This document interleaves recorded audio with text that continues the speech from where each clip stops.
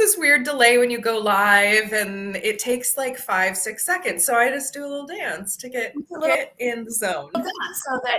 So that everyone knows that you're actually in real time, not stuck with a.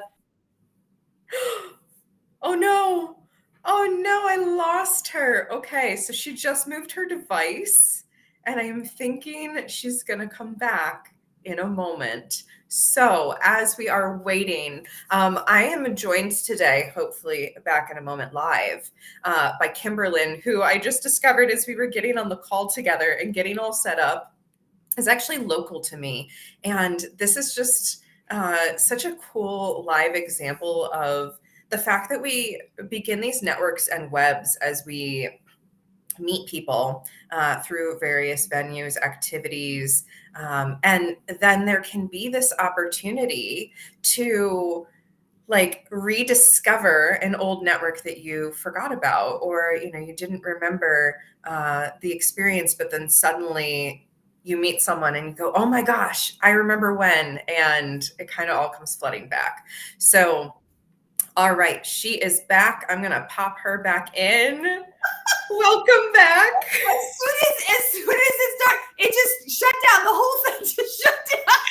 I was like, well, okay. So I just did a quick, like, fun little saying how I was trying to figure out how in the world we knew each other. And sure enough, we are local to the localish to the Frederick area therapists that somehow networked at some point and have been kind of watching each other on socials and kind of seeing each other like two ships passing in the night. So thank you, Kimberlyn, for landing here and making this real-time connection with me. It's good to like speak to you face to face over the screen.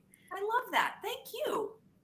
So Kimberlyn, orient us a little bit to who you are. Who are you? Who do you be in the world? What do you do in the world?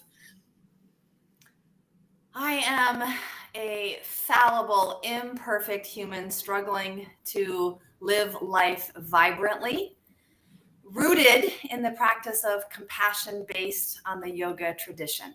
Mm-hmm. I'm a mom. I'm a partner. I'm a teacher. I'm a coach. I'm a sojourner. I prefer to think of myself in my work, my dharma, my life's work. That's the name of my business, life's work, as to be more of a companion guide than someone who has the answers. I'm really good at asking questions, and that's probably my greatest strength. I love that. Yeah. It's an important power to be able to ask questions of people. I think that we really underestimate that because in my own journey, and this has to do with my natural number 9 journey, which I don't know if you've seen anything about me talking about body of 9 on my pages, but it's a physiological archetype system that actually tells you where in your physical body is your center of leadership. And this actually has an impact on your mental and emotional and physical well-being. Who knew, right? This is ancient knowledge prior to even what we consider ancient Egypt now, that is now being reignited and re-explored. And as a natural number 9, I hold space for people. And I often ask questions in the process of holding space for people, but I can just kind of hold space for people. And there are natural numbers that are even more gifted at asking the questions and inviting people out of their shells. It's such an important superpower. So thank you for sharing that. Like, one of your superpowers is just asking questions. We need that. We need that invitation for people to think about themselves when society has constantly taught us to look outside of ourselves and to do for others and not give back to ourselves. On the wall here to my side, it's got a dual purpose, but it says going in is the way out. Yes. And the irony with that is that it's planted on the wall by what would be the front door of the studio, which is a former house. It's a 1900 house that's been converted. So rather than using the front door for the sacredness of not treading on our studio space, we go around, right? But the irony is that, yes, we go in to go out, but it's the same when we talk about the inquiry right? The practice of knowing who we are, caretaking for ourselves before we go out into the world to do our life's work. So I love that that's right in line with what you're saying, in the sense that as a doctor of leadership, that's my academic story, I'm compelled to facilitate people, to help them find their life's work, to find their dharma. But to find our work in the world, we first have to remember, which is different than discover or create. We have to remember who we are authentically. And sometimes that is a remembering so far back, right? Pre-birth, or even pre this lifetime, if that's part of how you see the energy circle of the world. Yes. Oh, and I love that you framed it that way there too. If this is how you see the world, because, and this is something that's like so radical of my point of view that sometimes people just don't understand. And I feel like you can really understand it. I get that sense. So I'm curious here.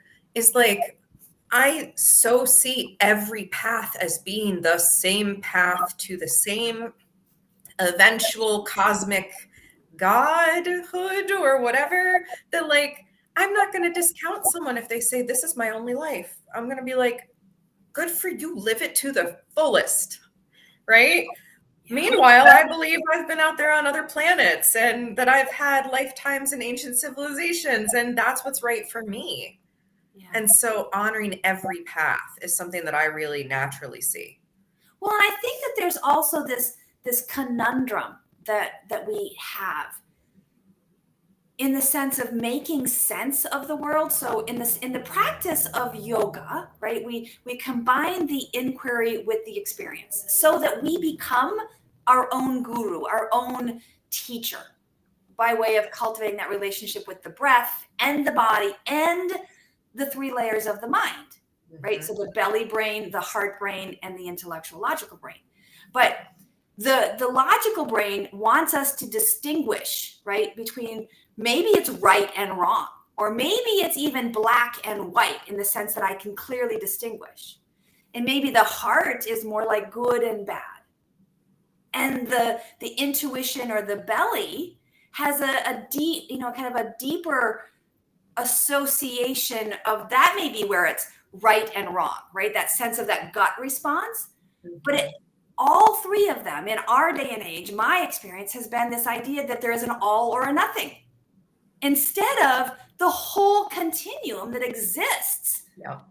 And I know that you can relate to this, just having watched your story unfold, in the sense that who's to say that I have to fit in the box, versus pushing out the box and inviting those in to share this space, to redefine it. Hence, I'm not very linear. Me either. And yet I have that tool. I can be linear, right? Right. But I don't live in linear. Right. Yeah. And I don't either, certainly. I have this framework of time that's really kind of downloaded for me over the last year, as I've leaned into the fullness of my gifts.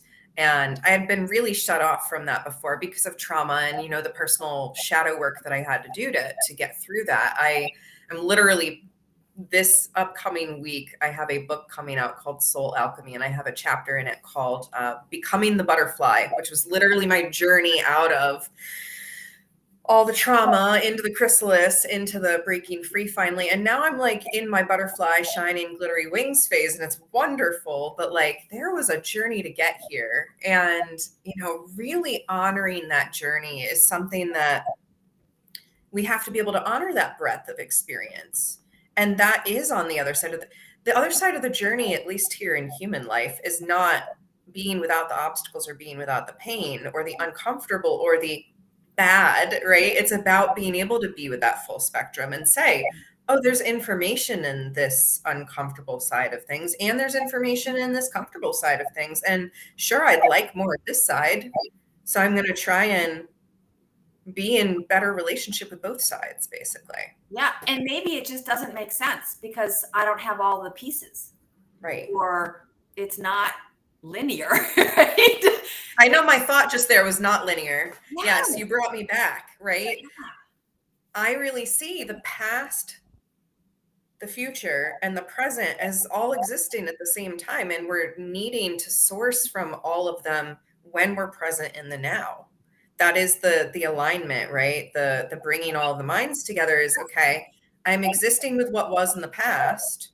I'm existing with where I want to go in the future and where I am right now. And then that gets us into alignment so we can keep walking our path. Or not.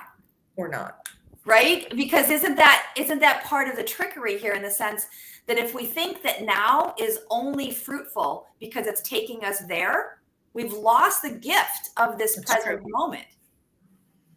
Yeah. And that, I think, as someone who is very historically, like my path to get to today has been very linear and driven and academic and focused and disciplined and a little sharp around the edges, to be quite honest, right? Both internally wounding and externally wounding. That it's taken me a long time to shift that. And I had some help along the way, for sure, guides of my own and traumas of my own that literally, I think, now rewired the way that my brain functions, so that I could expand, so that I could remember what I had lost contact with in terms of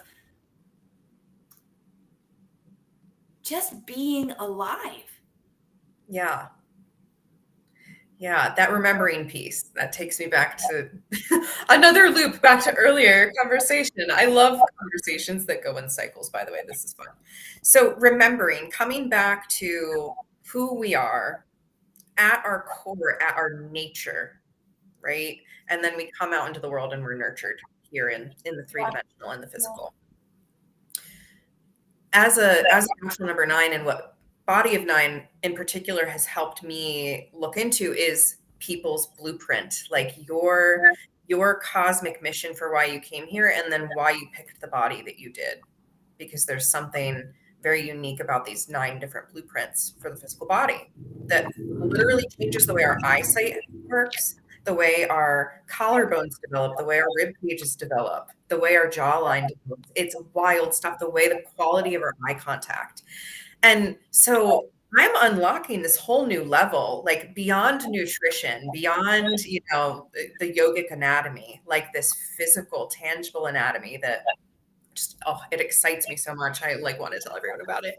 But it is this remembering when we come back to our nature. This is just one tool to come back to our nature. You help through these yogic tools and everything that you do. When we can come back to our nature, we can remember who we are outside of all this noise. Well, and isn't that resonance such a powerful meeting place between the science of sound waves, like energy waves, with the intuitive sense of this just feels right? That we spend so much time, or I have spent so much time piecemealing, that somehow I needed to distinguish and dissect, when it's just language, and language's benefit to our world is building connection.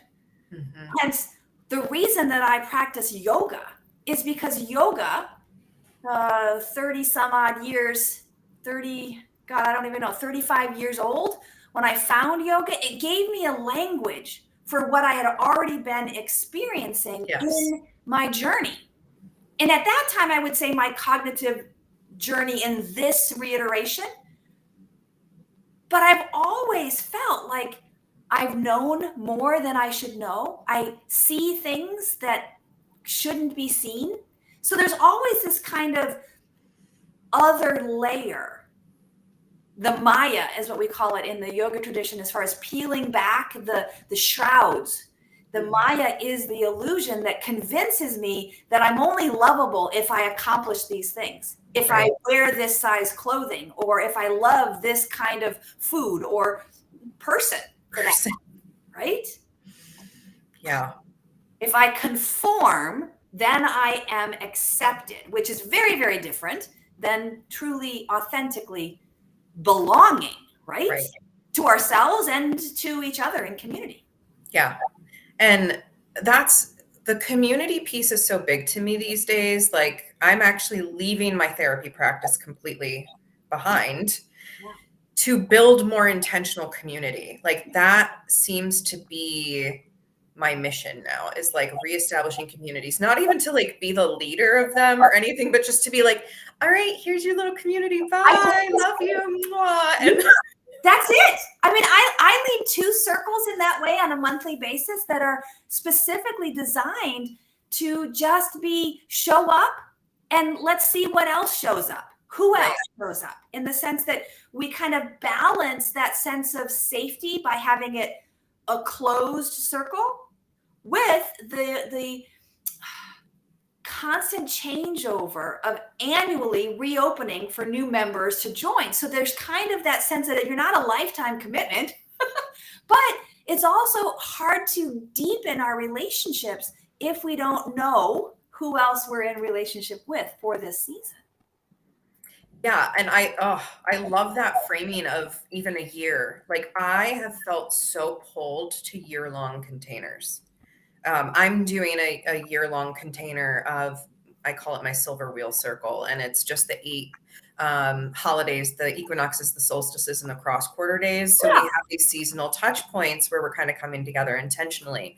And I'm planning to expand that next year. And I'm like so excited, because even in this like really small, very close-knit group, there's been this stability of like, we're in it for the year together. We're walking this rotation of the cycle, the silver wheel, and we're getting into this work together through, some framework of this circle, but we're really interfacing with our own stuff consistently. It's the consistent practice. Well, and you can't have consistency in 30 days. Right?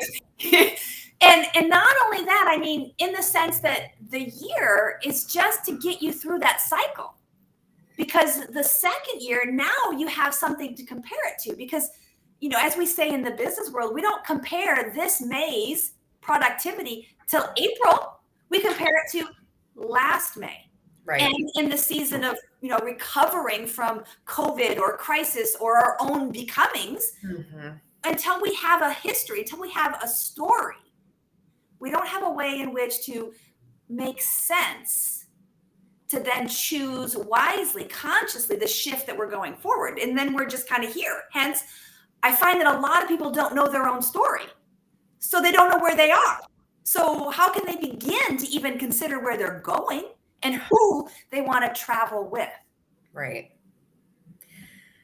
Oh, isn't that important, right? Like, if we don't know who we really are, if we're not tuned into our nature and our authenticity, our true desires, our true heart, then we're just grabbing at whoever will come along, right? And unfortunately, that often leads to a distinct lack of alignment and a lot of relational mess.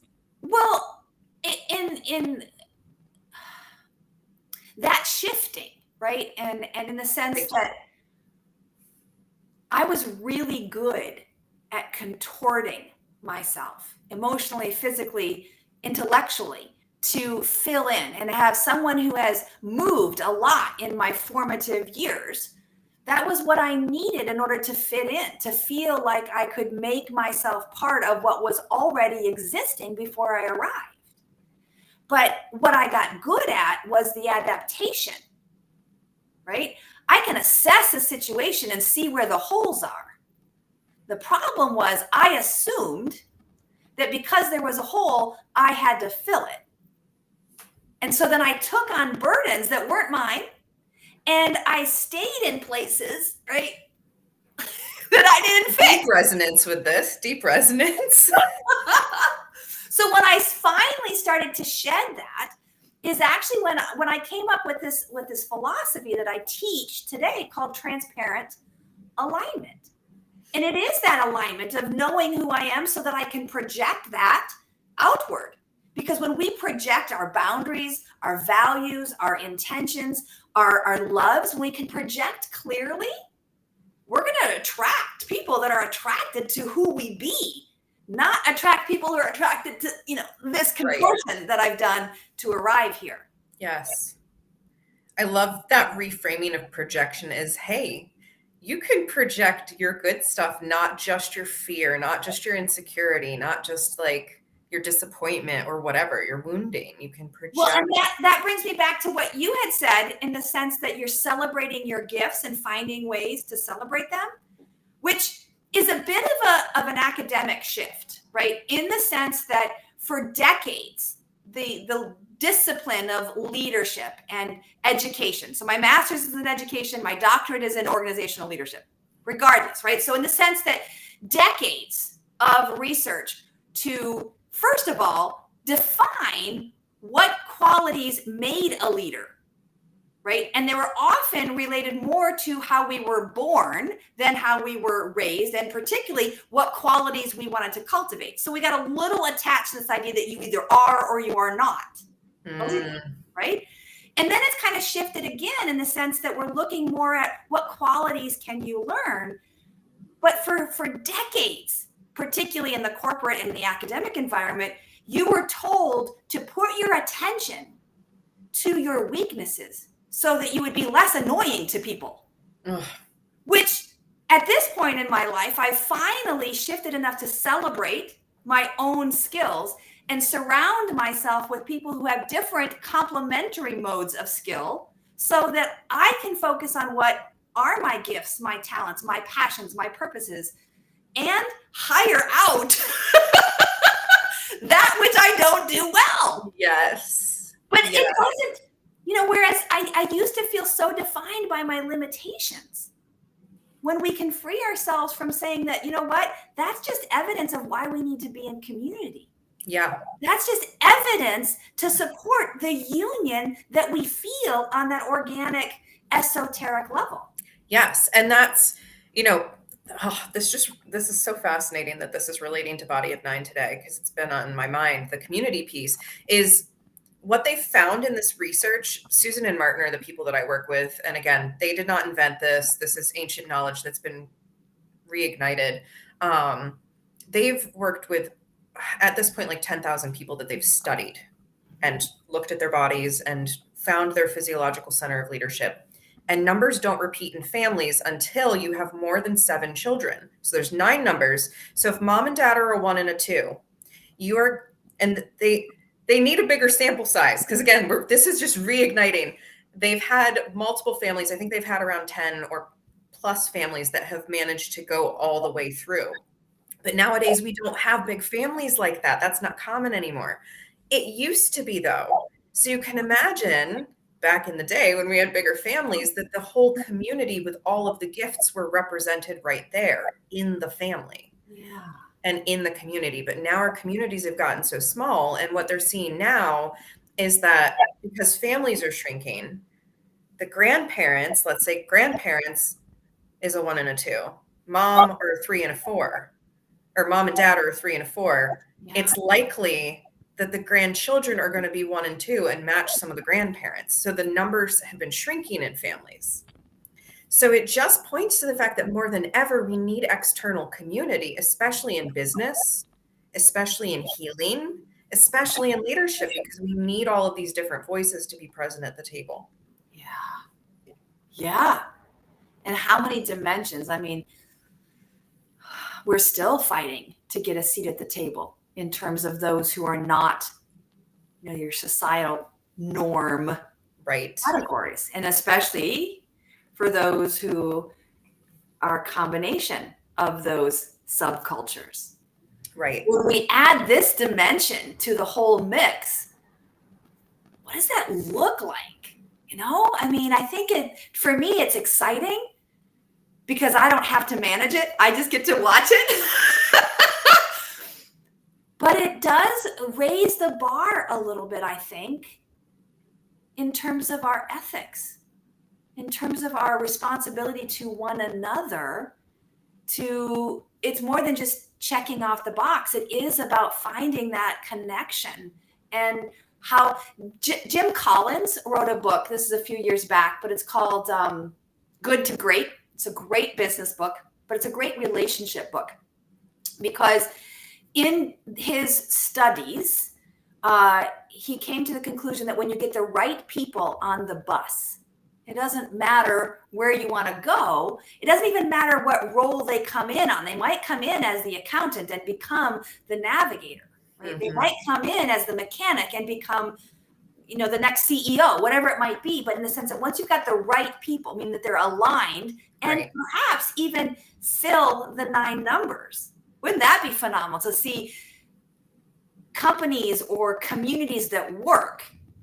And can you find evidence that it's full, that it's grounded?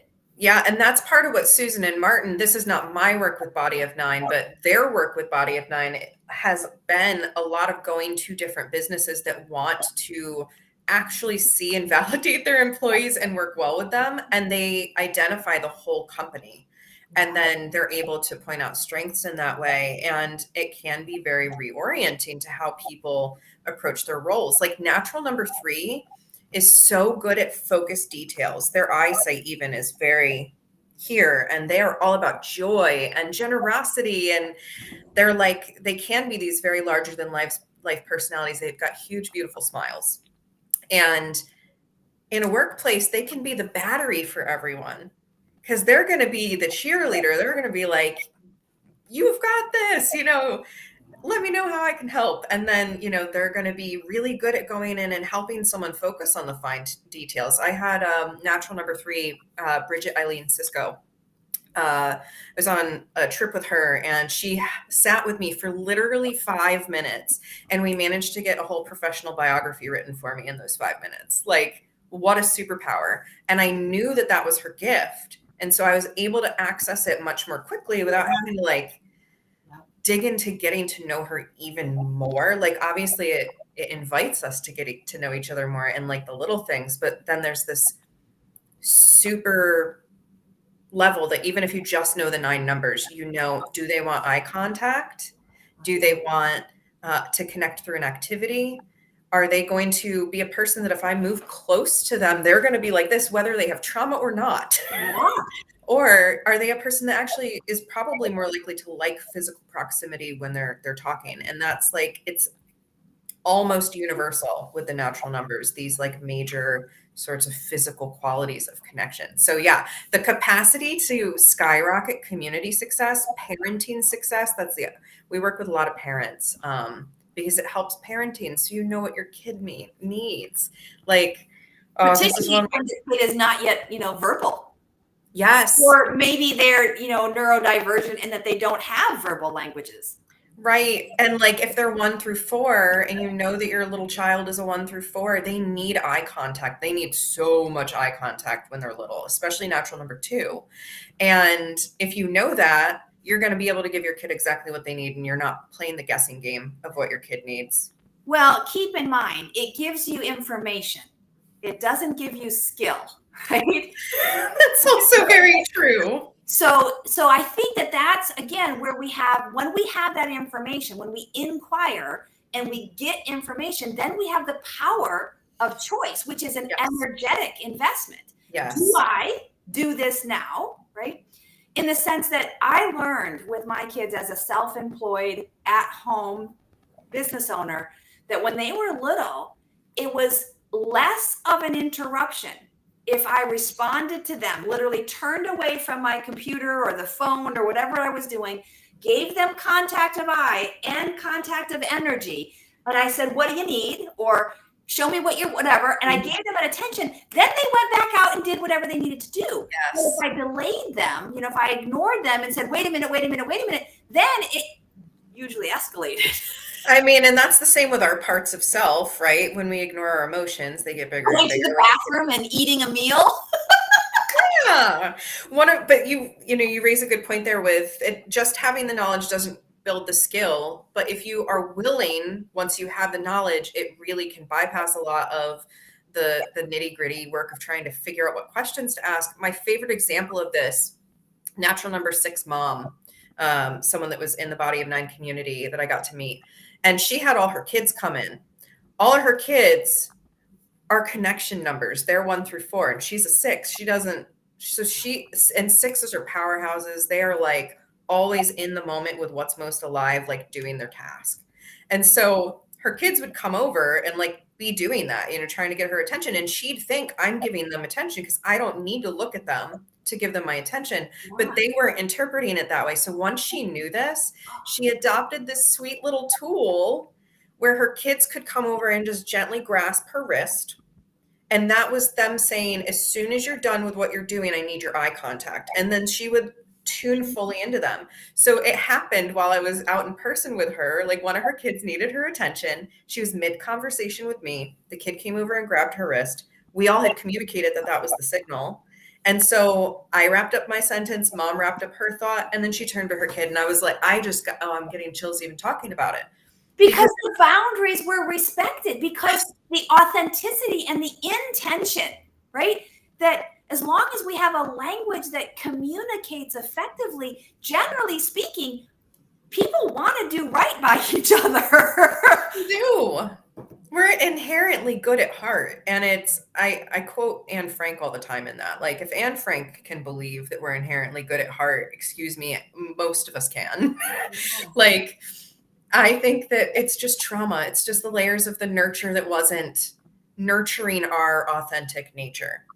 And that's, when we have these tools, again, I'm like super body and nine, like everyone needs to know their natural number, but there's so many other tools to break down and get into your stuff so that you can shift with others. And, going to our episode title, I put inspired shift, navigating change, because you're, navigating change is big, hard work. And if we have tools to communicate, it gets so much easier.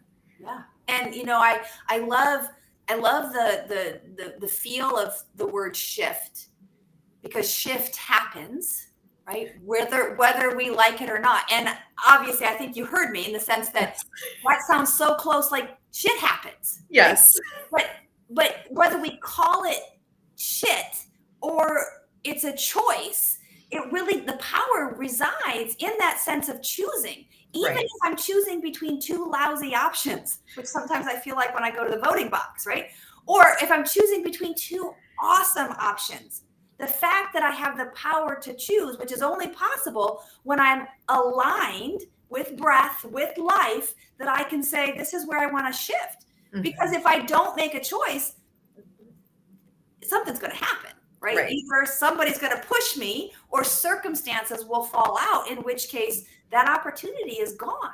Right. Yeah. And so many of us, this was really something that I think in my own, I call it awakening process, right? The getting back into remembering myself.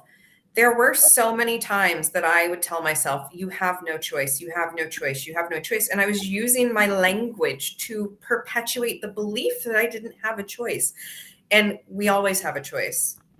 Like, it might be a choice between two really cruddy options, but we have a choice, right? Like, I always remind myself when I'm feeling really, really crazy that I can't manage my life, like everything is just chaotic. I could make the choice to walk out of my house and keep walking straight and not stop. I could make that choice.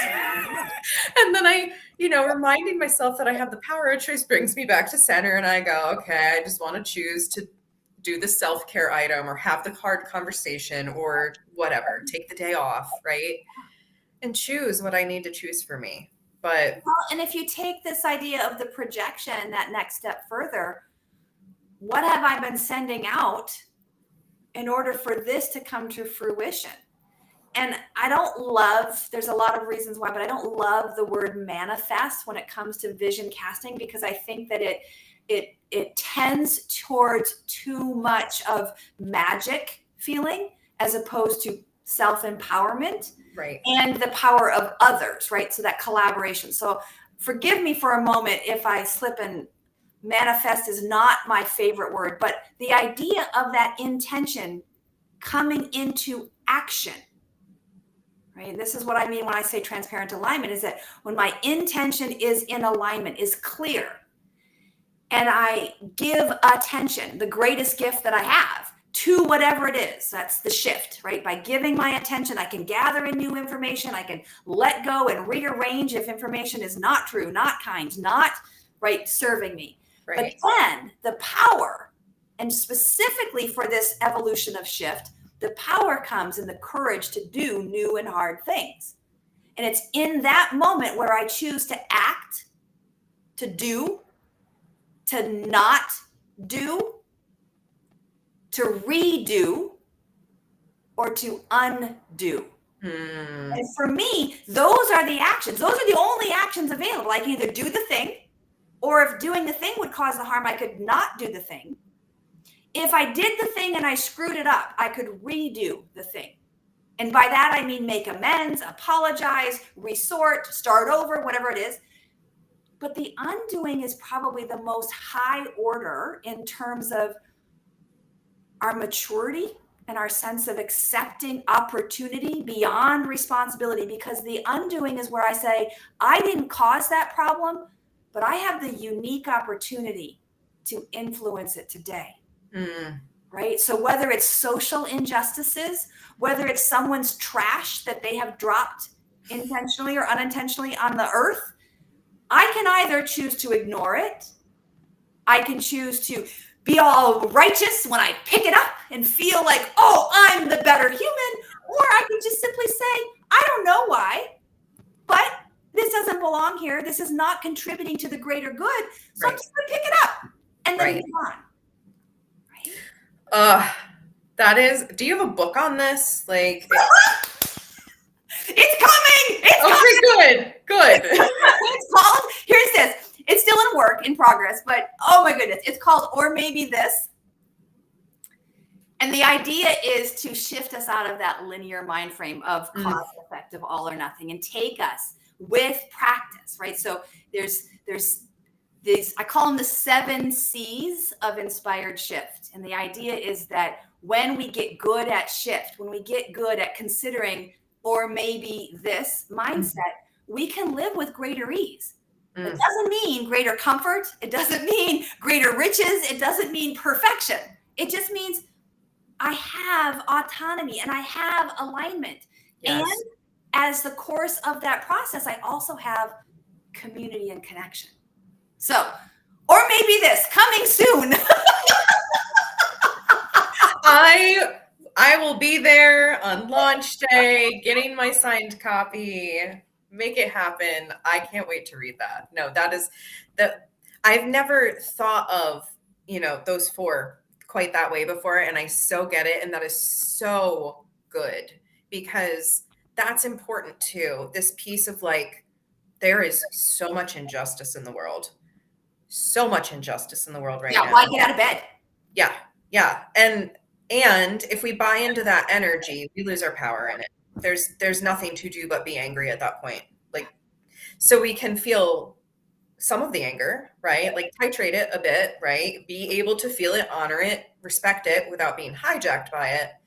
And then we can do something with the energy of the anger in a way that is going to undo some of the harm that's caused, right? Like I have several clients I'm still working with that like will get so angry about things that they'll spend, 3-4 sessions just bashing on a population of people. And I'm like, please tell me how this is serving you. What's this? What is this doing for you? How has it helped you solve the greater issue that really bothers you? And they're so stuck in the, I have to be in the anger or I can't do anything about it, but not seeing how that actually. Well, and that's exactly it, in the sense that if you've jumped forward to needing a resolution, right? Or you've jumped to the conclusion, which is life sucks.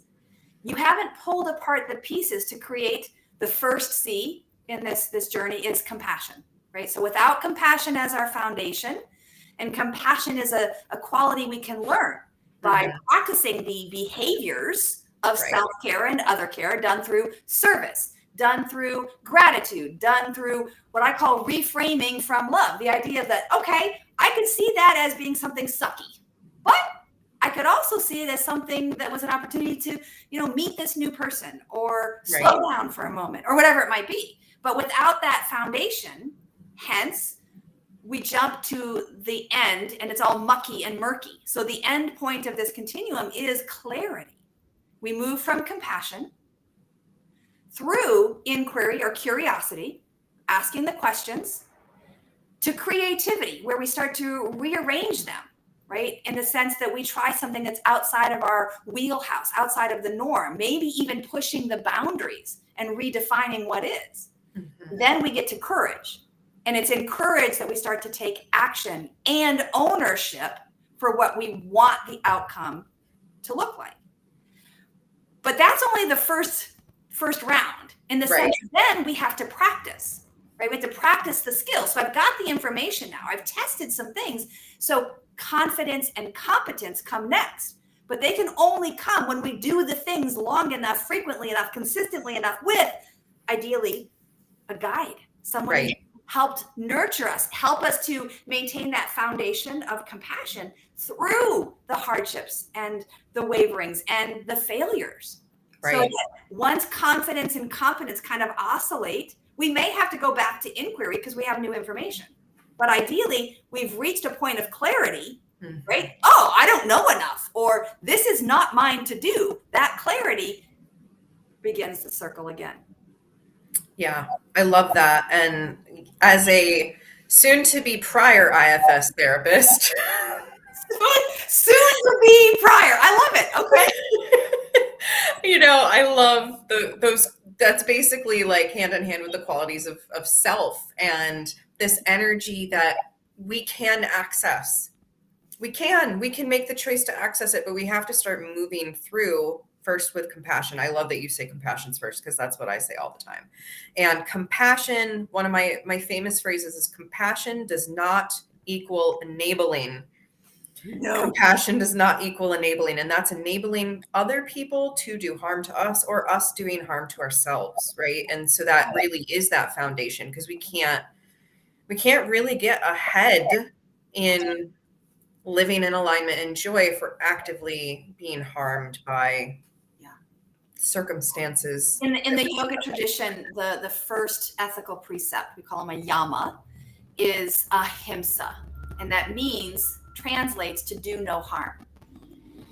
And although to do no harm sounds good, right? It really is the bottom of the barrel when it comes to ethical, moral, communal living, in the sense that when you're given choices, sometimes you can't do good because you're angry or because you don't have access to whatever might fix the problem. So in that sense, I think it's an evolutionary progression to continue again. Can I at least do no harm? Mm-hmm. Or can I at least not contribute, end up as a neutral impact, right? Hence, someone else has left garbage. I don't contribute by adding more garbage, right? When you think about, like, even in the parks and stuff, and garbage is overflowing, spilling out, and someone rationalizes that they're going to add to it because it's already a mess, I'll just add to it. That, to me, is evidence of a little bit of our selfishness that's still kind of carrying over, versus, okay, I have a garbage at home. I could pick this up. I don't have to take the whole thing, but I could pick up that which is on the ground and distribute it to another can, or even take it home, or whatever it might be, right? Right. But when we think in all or nothing, it can either dismiss our sense of responsibility and accountability, or justify all or nothing. Right. Yeah. That makes me go back to when you were saying, I don't like the word manifestation agreement here because of several reasons, but I've renegotiated my relationship with manifestation in pairing it with the word actualization. And I say manifestation is the mindset. Actualization is the inspired action you're taking based on what's happening in the mind so that you can actually make it happen in the world. And so there's this balance. I'm seeing this, this balance of sort of the logic and the emotion, the feeling, and being able to come in and create something that's authentic based off of this pairing. Yeah. And that's where I come back with intention. Because if your intention is both the intellectual and the emotional and the intuitive mind, then it can only be good. That doesn't mean it's going to be fruitful. Doesn't mean it's not going to cause harm, right? But it means that at least it's rooted in a good intention. And then when we stay open as opposed to get defensive, we can take coaching, right? We can take feedback that says, this story was just shared with me. You shared that picture on Facebook, but that picture is ugly of me. I don't want that picture out there in the world. You did that to harm me.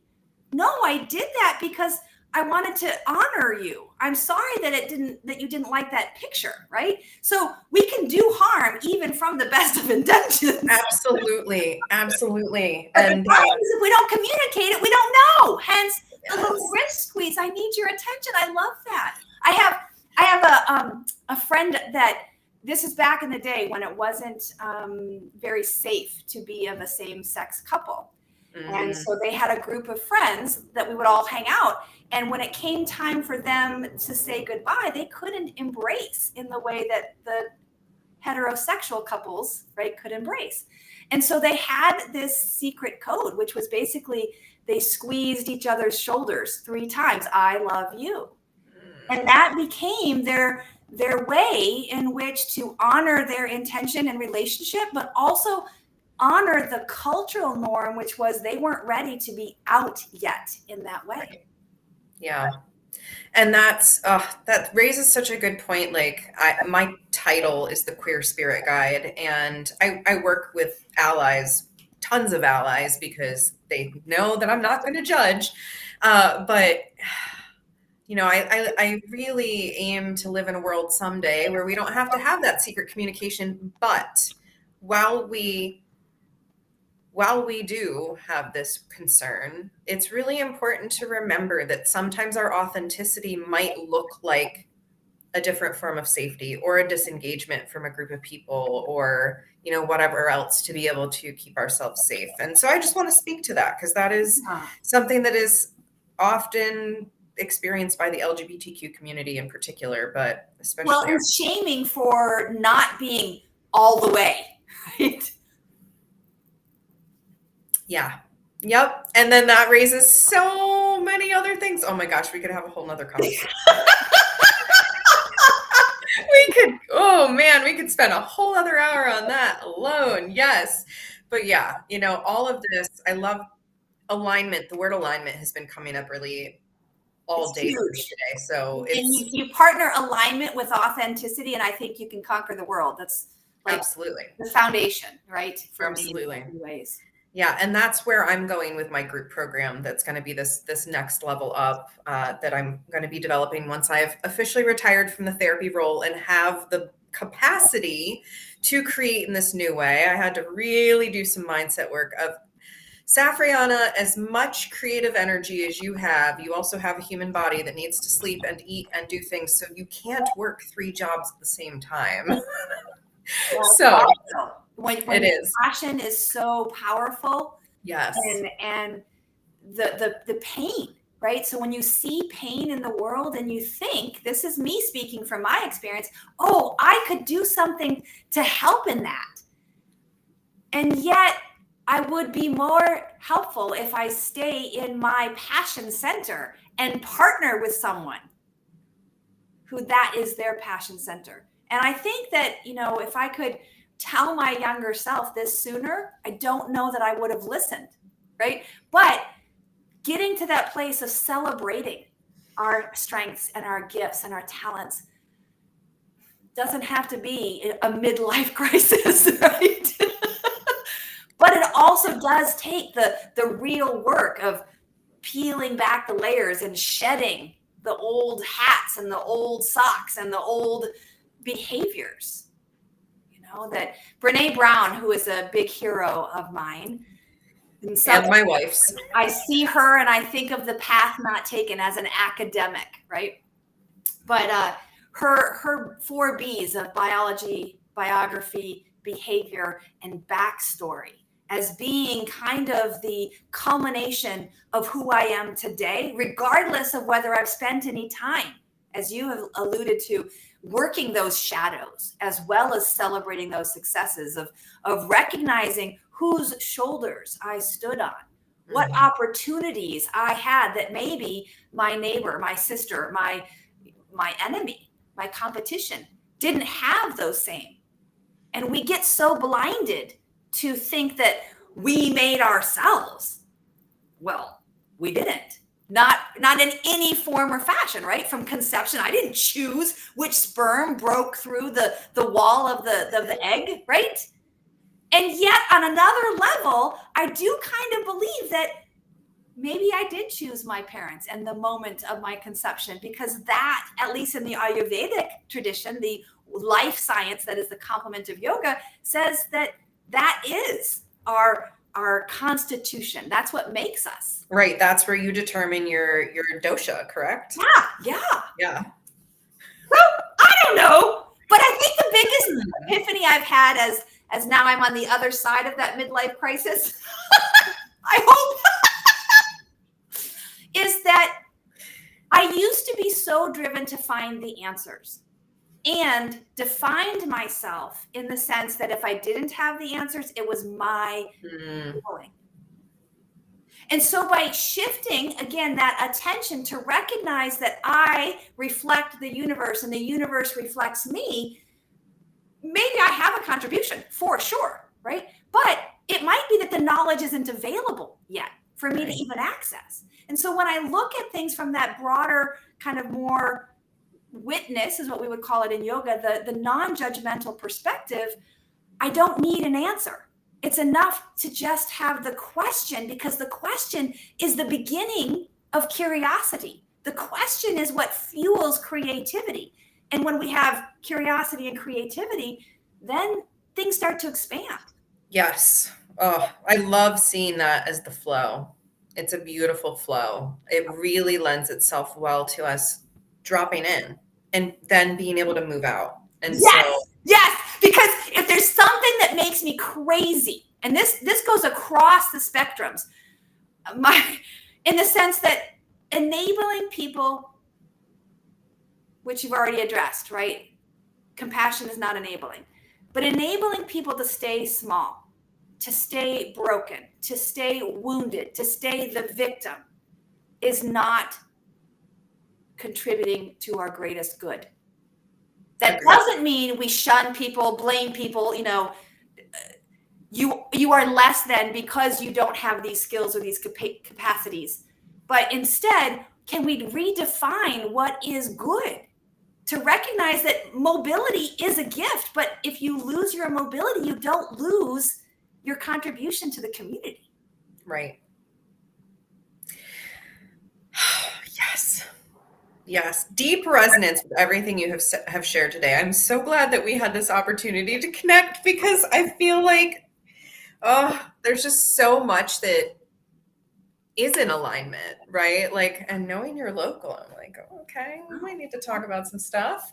Yeah. So again, thank you so much for this. And I love this concept of inspired shift. I love the shift happens. I love this book that you're going to be writing. And I just want to support you in doing this mission out in the world however I can, because I am all about, my brand, Living Luna, our slogan is uplifting the others. We are all about uplifting other people. And in doing that, we uplift ourselves and each other, and the whole community can just keep lifting each other higher and higher. Absolutely. Thank you.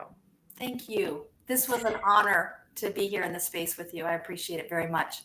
Thank you. And it was an honor to have you. So if you love Kimberlyn's energy, find her, right? Beautiful energy. If you're curious about yoga and how it relates to all this alignment stuff, you seem like a great expert to talk to about that. That's what I do. Yoga for life, right?